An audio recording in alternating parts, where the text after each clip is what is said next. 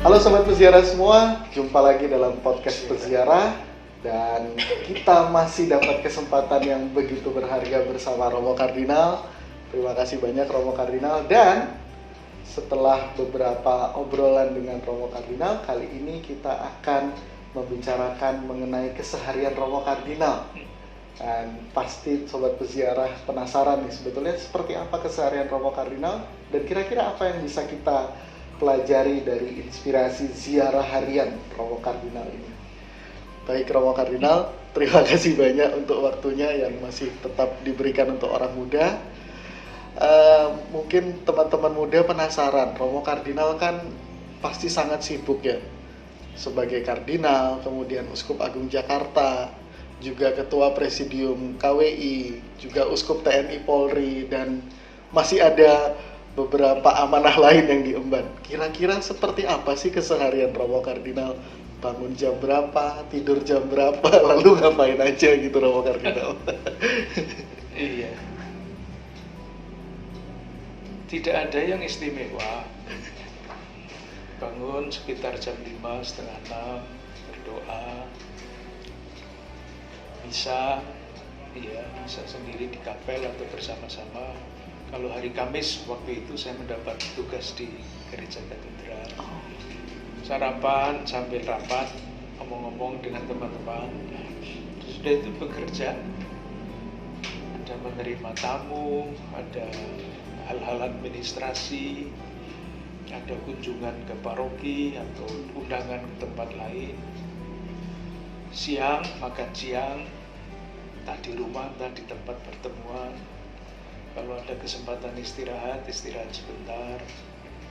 Kalau ada kesempatan olahraga setengah jam, 1 jam. Kalau tidak ada ya kunjungan kemana, rapat di mana. Tapi masa sekarang ini banyak di rumah kan, jadi kesempatan untuk olahraga itu lumayan banyak. Okay. Iya, lalu tugas-tugas harian lagi kalau tidak pergi ya kerja di rumah. Tidak pernah selesai itu perkara-perkara kecil. Ada saja setiap hari. Lalu itu membaca supaya ada inspirasi baru ya. Seperti itu, makan malam, doa malam. Sekitar 10:30 saya istirahat. Oke. Sesederhana itu. Tidak ada yang istimewa. Yang penting menurut saya, yang saya jaga ya, mengingat usia, memang harus ada disiplin waktu. Ya. Jadi waktu dibandingkan misalnya dengan 20 tahun yang lalu, waktu saya baru menjadi uskup kan usia saya baru 47 tahun, masih pergi kemana-mana itu tidak kenal lelah. Tetapi ketika sekarang sesudah 20 sekian tahun, harus tahu diri. Dan itu yang saya katakan juga kepada teman-teman saya, jaga kesehatan. Saya usahakan betul. Ya mencoba seimbang. Saya bukan orang yang gila kerja, bukan. Pekerjaan saya bagi dengan teman-teman. Jadi mencoba seimbang antara rohani, jasmani, dan mental ya. Tidak ada acara harian setiap hari sama, tidak ada. Tergantung dari agenda yang dibuat oleh Romo Sekretaris atau yang diminta oleh entah sekolah, entah lembaga, entah apa, tamu-tamu pribadi. Ya.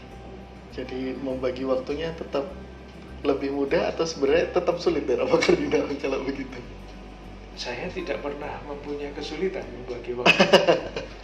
Karena prinsip saya begini, setiap kita kan punya waktu 24 jam sehari. Nah, dikurangi untuk istirahat, kalau seperti saya 7-8 jam ya. Yang lain-lain itu untuk acara-acara pokok kan, ada makan, ada rapat, ada bekerja, ada berdoa. Jadinya seperti itu sehari-hari. Yang penting hari dibuka dengan doa, ditutup dengan doa. Wah.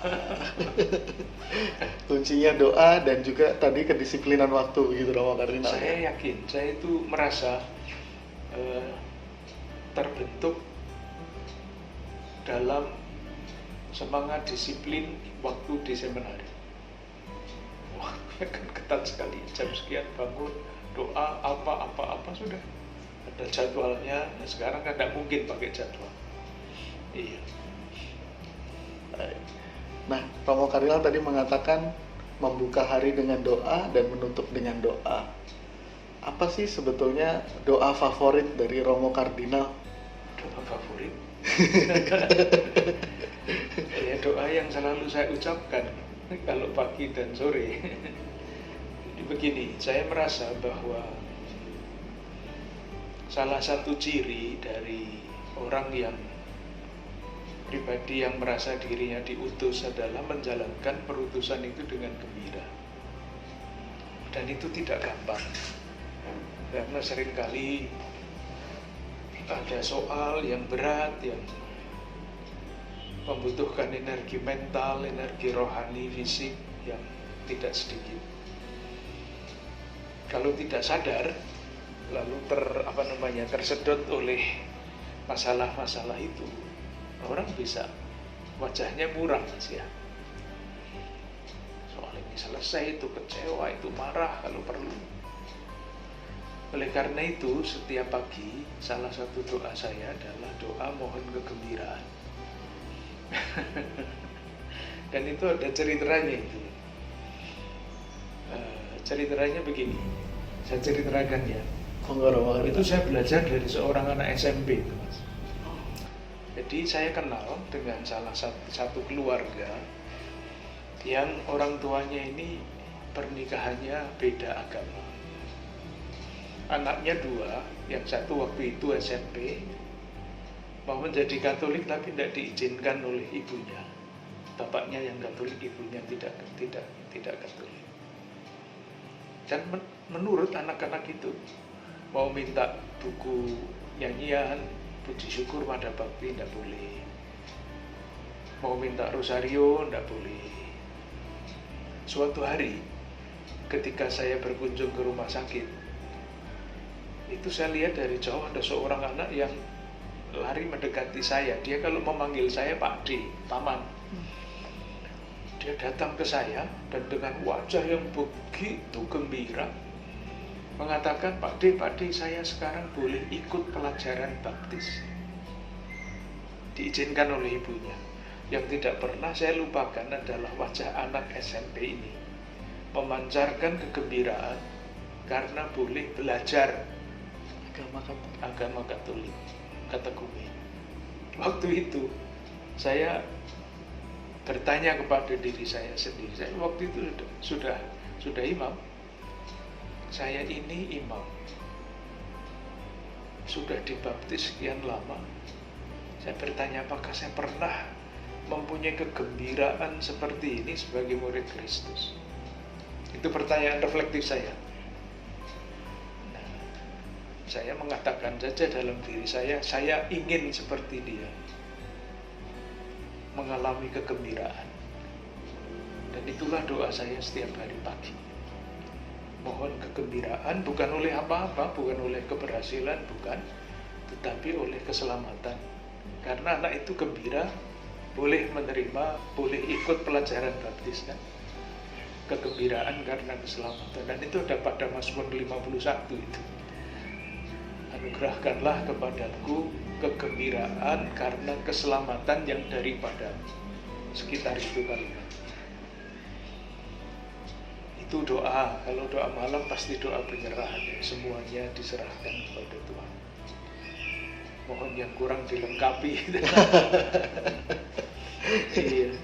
Iya. Kalau devosi, apakah Romo Kardinal punya devosi khusus, Romo Kardinal? Ya, pasti yang biasa ya devosi Maria. Setiap malam saya rosario. Selalu mendapat, kalau bepergian naik mobil agak lama, diisi dengan doa. Apa? Mau diisi apa? Di mobil nggak bisa baca, daripada melamun berdoa. Iya, yang sangat saya suka itu adalah devosi kepada Hati Kudus. Dan kalimatnya pendek sekali kan. Hati Yesus yang lemah lembut dan murah hati, jadikan jadikanlah hatiku seperti hati muda. Itu doa itu menjadi diulang-ulang gitu kan, sudah jadi doa yang sangat bagus ya. Iya. Baik, sudah tahu doa favorit Romo Kardinal dan sudah tahu devosi. Semoga ini menjadi inspirasi buat sobat peziarah semua. Nah, Romo Kardinal, kalau tadi bicara tentang doa, bicara tentang devosi, kira-kira Romo Kardinal punya orang kudus favorit gak ya? Iya, kalau menurut saya begini Mas ya, bagus mempunyai orang kudus favorit. Yang menjadi pertanyaan adalah kenapa jadi favorit itu Ya. kan? Maka di dalam anjuran apostolik Kristus itu kan diberikan macam-macam orang kudus ya, Ya, yang cocok untuk orang-orang muda. betul. Nah, teorinya atau harapannya sebetulnya kita semua kan mempunyai nama baptis. Harapannya orang kudus yang menjadi yang namanya kita pakai sebagai nama baptis itulah yang harus diteladani. Maka kalau saya ditanya, pertama-tama tentu Santo Ignatius. Karena apa? Karena Santo Ignatius di dalam latihan rohaninya memberikan suatu prinsip yang sangat mendasar, bahwa manusia diciptakan untuk memuliakan Allah, bukan ad maiorem Dei gloriam. Sehingga orang tidak boleh ingin apapun, ingin hidup, ingin mati, ingin sakit, ingin sehat, inginnya hanya memuliakan Tuhan. Bagus kan? Ya. Sulit tetapi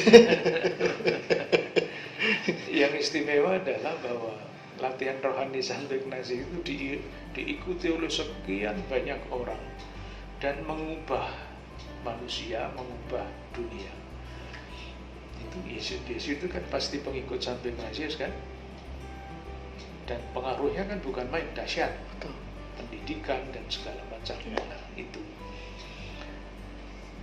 Kalau kemudian saya ditanya lagi, selain Ignatius siapa? Nah, itulah yang sering saya ceritakan dalam berbagai macam kesempatan. Orang kudus yang tidak begitu dikenal, tetapi pengaruhnya sangat besar. Bukan orang kudus ini ya, tapi orang kudus yang ada di dalam kitab suci, yang namanya Barnabas. Kan tidak dikenal itu ya, jarang dimengerti. Barnabas itu adalah nama panggilan, bukan nama pribadi. KTP-nya namanya Yusuf. Dipanggil oleh para rasul dengan nama panggilan Barnabas, yang artinya anak penghiburan, orang yang baik, penuh iman dan Roh Kudus. Mengapa saya pilih itu? Kalau tidak ada Barnabas, menurut keyakinan saya, kita tidak akan pernah punya Rasul Paulus. Karena Barnabas inilah yang menerima Paulus ketika di Yerusalem. Ketika orang lain cuma menolak, dia menerima. Barnabas inilah yang kemudian menjemput Paulus yang sudah kehilangan kepercayaan diri. Ditolak di mana-mana, pengikut Kristus menolak, orang Yahudi menolak, dia kan kembali ke Tarsus. Kehilangan kepercayaan diri, kehilangan harga diri. Nah, waktu Barnabas diutus menjadi pimpinan gereja Antiokhia, dia diampiri. Paulus itu dibawa ke Antiokhia sehingga kepercayaan dirinya pulih. Itu orang baik, penuh iman dan Roh Kudus. Saya tertarik kepada hospitalitas namanya ya, keterbukaan, persahabatan. Dan nanti kan ketika dalam perjalanan Barnabas ini memberi kesempatan, silahkan Paulus kamu maju, saya mundur. Bahkan boleh dikatakan dia disepak oleh Paulus. Ketika mereka bertengkar, Paulus jalan terus, Barnabas pulang ke Siprus. Orang yang saya bayangkan sebutannya aja anak penghiburan. Dan ternyata di dalam sejarahnya dia menjadi sahabat, dia menjadi pemimpin, dia menjadi orang baik.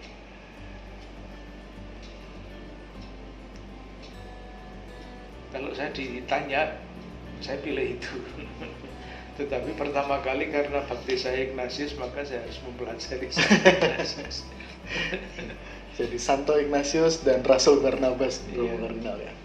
Ini mungkin bisa jadi inspirasi nih buat sobat peziarah semua. Maksud saya begini, Mas. Orang-orang muda, sejauh saya yakini ya, saya tidak tahu orang-orang muda bagaimana. Masa muda itu adalah masa yang paling membutuhkan sahabat untuk berjalan bersama-sama, berziarah bersama-sama, saling meneguhkan. Maka salah satu yang menurut saya seperti Barnabas, dia mampu menjadi sahabat. Mampu. Oleh karena itu silahkan adik-adik kaum muda gunakan masa muda itu untuk menjalin persahabatan yang sejati. Karena persahabatan seperti itu tidak akan dilupakan seumur hidup. Dan tidak ada orang yang tidak pernah membutuhkan sahabat, sekuat apapun dia. Kalau mengatakannya tidak perlu orang lain, tidak perlu sahabat, itu ya kasihan sebetulnya. Jadi menjadi sahabat bagi teman seperjalanan menurut saya menjadi menjadi panggilan khusus orang-orang muda menurut saya. Menjadi sahabat sepeziarahan. Ya, betul. Dan saya jadi teringat kata-kata Paus Fransiskus Romo Kardinal waktu World Youth Day Rio, evangelisasi terbaik untuk orang muda adalah orang muda lainnya. Iya. Iya. Menjadi teman seperjalanan seperti Yesus bagi dua murid Emmaus itu kan. Ya. Bagus sekali ceritanya. Ia datang menyesuaikan langkah-langkah, memancing apa yang di dalam hati kedua murid Emmaus itu, menemani dalam perjalanan, akhirnya membuka mata. Nah, Romo Kardinal sempat menyebut lagi Kristus Vivit dan sempat menyebut juga Yesus. Kita tahu Yesus wafat pada usia yang kalau dibawa ke konteks zaman sekarang adalah usia orang muda, Romo Kardinal, 33 tahun. Ya. Kira-kira ada pesan apa yang menurut Romo Kardinal penting dari hal itu? Iya, waduh. Kalau pesan tentang Yesus ya dibaca seluruh kitab. Tetapi yang sering dilupakan orang begini. Pendek kata ya, Yesus adalah orang muda yang berani mengambil keputusan dan berkomitmen setia pada keputusan itu. Mengapa saya katakan begini? Kita tahu kan Yesus itu dibaptis.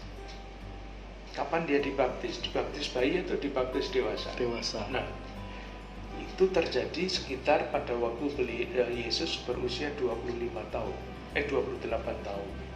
Katakanlah itu ya. Siapa yang membaptis? Yohanes Pembaptis. Kenapa dia pilih itu? Pembaptis itu banyak sekali pada waktu itu. Kenapa dia memilih Yohanes? Itu pilihan. Jadi bahwa dia dibaptis itu adalah pilihan. Bahwa dia memilih Yohanes Pembaptis itu pilihan. Kenapa memilih Yohanes Pembaptis? Pembaptisan pada waktu itu hanya sekedar upacara. Tetapi orang dibaptis, konsekuensi etisnya tidak muncul.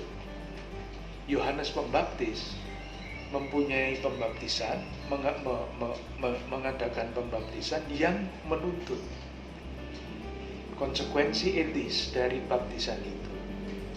Itu jelas sekali di dalam Injil Lukas. Yang punya 2 baju silahkan bagi, yang punya gaji jangan menuntut lebih, jangan macam-macam, itu ada 3 macam itu. Keputusan. Jadi Yesus mau ke sana. Yesus mau baptis sama enggak? Menurut Injil Yohanes membaptis, menurut Injil yang lain tidak. Apakah dia terus membaptis? Tidak. Dia tinggalkan pembaptisan, dia memutuskan untuk memulai karya baru yang namanya pewartaan kerajaan Allah. Kenapa? Konteks. Pada waktu itu banyak orang yang beragama dan ternyata agamanya itu menindas. Orang sakit disebut dihukum oleh Allah. Orang miskin dikutuk oleh Allah. Yang hebat-hebat adalah yang sehat, yang kaya dan sebagainya. Ini agama ini menindas. Maka Yesus mengambil keputusan untuk memulai karya baru, mewartakan kerajaan Allah dan meninggalkan pembaptisan yang diceritakan oleh Yohanes. Dan berkomitmen sampai akhir untuk mewartakan siapa Allah itu.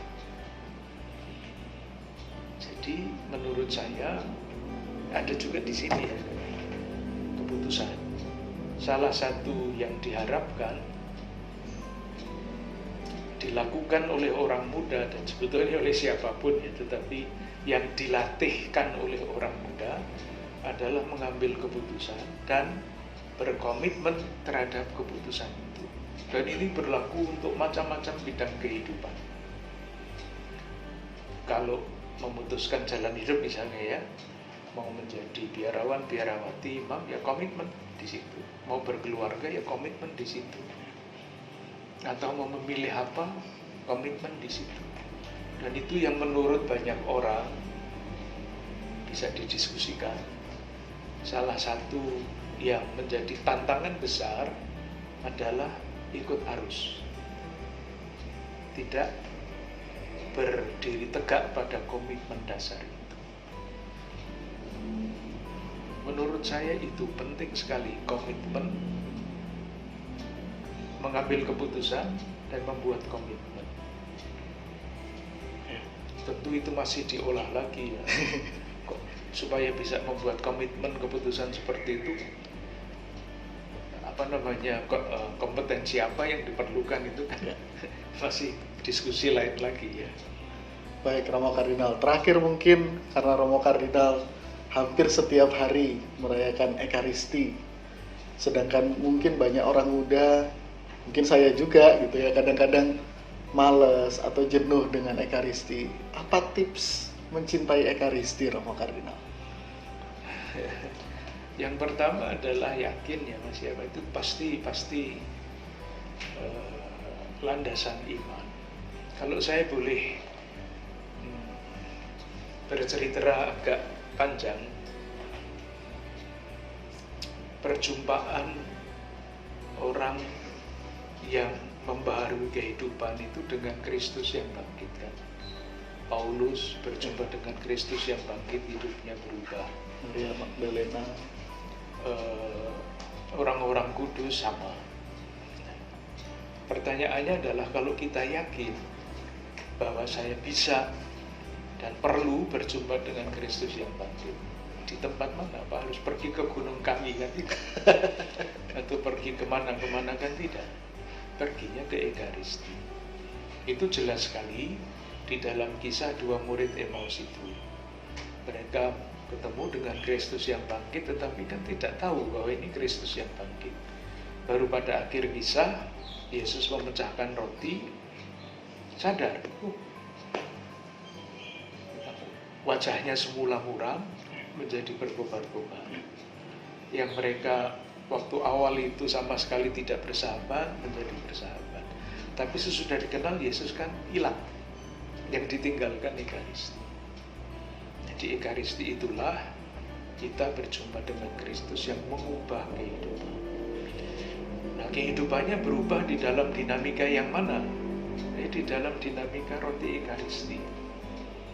Menjadi pribadi yang Ekaristi, seperti roti Ekaristi diambil, diberkati, dipecah-pecahkan, dibagi. Nah itu yang namanya mendewasakan manusia. Yang menjadi semakin Ekaristi, semakin serupa dengan roti Ekaristi. Iya, kalau saya merayakan Ekaristi ujub-ujubnya untuk seluruh umat. Sekarang saya sedang mendoakan dalam setiap perayaan Ekaristi masing-masing keuskupan. Keuskupan di Papua, keuskupan di Sumatera, di Kalimantan, di Sulawesi, sekarang sampai NTT. Oh, wow. Nanti digilir paroki-paroki. Wow. Jadi kita pun didoakan nih Romo Kardinal dalam Ekaristi. Iya. Baik Romo Kardinal, kita sudah banyak dapat inspirasi dari peziarahan Romo Kardinal, dari doa-doa, dari orang kudus favorit, kemudian mengenai figur Yesus yang bangkit, dan juga tentang mencintai Ekaristi. Semoga peziarahan kita semakin diteguhkan dari inspirasi ziarah Romo Kardinal ini, dan mari kita melanjutkan ziarah kita dengan Yesus yang bangkit dalam keseharian kita. Kita ketemu lagi Sobat Peziarah dalam podcast Peziarah berikutnya. Jangan lupa like, komen, dan subscribe di podcast Peziarah. Sampai jumpa, bye!